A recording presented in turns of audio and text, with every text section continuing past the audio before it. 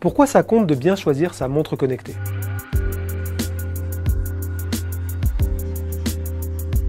Choisir une montre connectée, ça peut vite devenir un casse-tête, surtout dans la mesure où l'offre est pléthorique. Globalement, très souvent, le dilemme se résume à choisir entre ça et ça, c'est-à-dire soit une montre typiquement connectée et une autre, une montre sportive qui a quelques options de connectivité. Ce qu'on veut à tout prix éviter quand on achète une montre connectée, c'est qu'elle devienne une limite à son utilisation. Typiquement, lorsqu'on est sportif, on ne veut pas qu'un jour la montre devienne un frein à son activité et qu'elle ne permette pas de dépasser ses objectifs. À l'opposé, quand le sport n'est qu'un hobby, on ne veut pas être limité par une montre qui n'est pas capable d'afficher toutes les notifications dont on aurait besoin.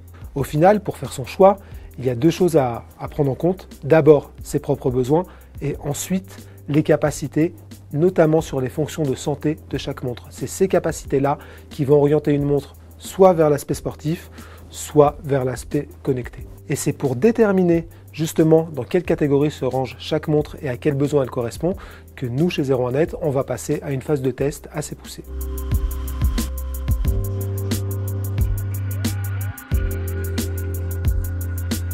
Connaître les capacités d'une montre connectée, c'est finalement assez facile. On connaît déjà bien les OS, on connaît Android Wear, Tizen ou WatchOS, on sait ce dont ils sont capables et finalement il suffit de voir comment les montres gèrent les OS qu'elles équipent.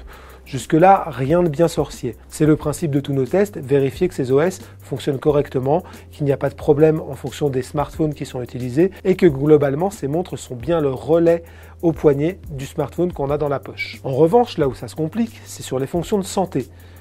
Tous les constructeurs communiquent aujourd'hui sur la capacité de leurs montres à accompagner leurs utilisateurs, à être des coachs sportifs, à surveiller leur santé, certaines baisses de forme et certains indices qui pourraient être dangereux en réalité. On parle souvent de montres qui ont sauvé des vies parce qu'elles ont à un moment détecté un problème cardiaque par exemple.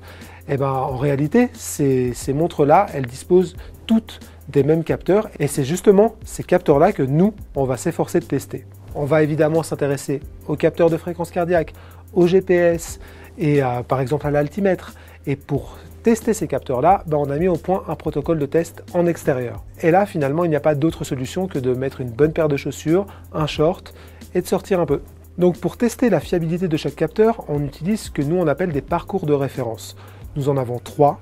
Il y a une boucle de 10 km en course à pied qui est faite sur un stade dont la longueur a été homologuée et donc du coup elle permet de vérifier, on va dire, la fiabilité et la précision d'un GPS. Il y a un autre parcours qui est de 20 km en milieu urbain et à vélo et là aussi ça permet de vérifier typiquement la fréquence cardiaque sur un temps plus long ou encore une fois le GPS mais un GPS qui peut être mis à mal par le relief de la ville.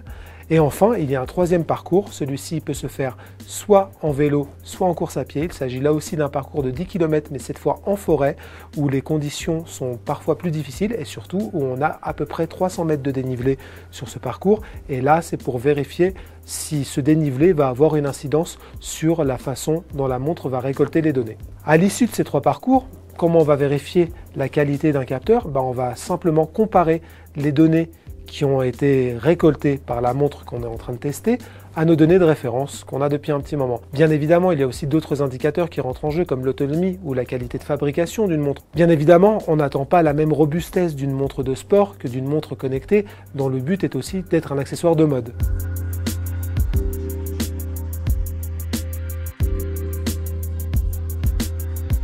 À quoi faut-il faire attention avant de choisir sa montre connectée et surtout de faire en sorte de faire le bon choix? Bien évidemment, il s'agit d'abord de connaître ses besoins et de connaître ses limites. Ce qu'on ne veut pas, c'est évidemment dépenser plusieurs centaines d'euros dans une montre de sport qui sera surdimensionnée parce que évidemment qu'elle sera capable de nous accompagner dans notre sortie du dimanche, mais à côté de ça, on n'utilisera que 10% de ses capacités. À l'inverse, on ne veut pas non plus être brimé, être bridé lorsqu'on veut utiliser sa montre comme relais de son smartphone et qu'on ne peut pas parce que celle-ci est surtout faite pour faire de l'ultra trail. Donc vous l'aurez compris, il n'existe pas de montre parfaite, de montre ultime qui regrouperait le meilleur des deux mondes. C'est tout simplement impossible.